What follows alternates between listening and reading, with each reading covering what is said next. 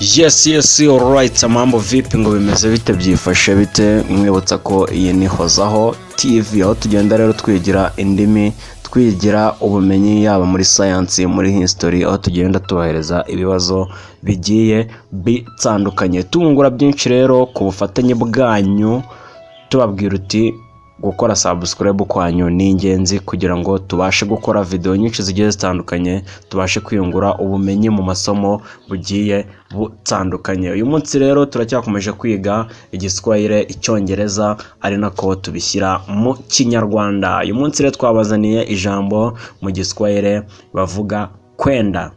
Kiswahili kwenda. English mu cyongereza bavuga go. English bavuga go.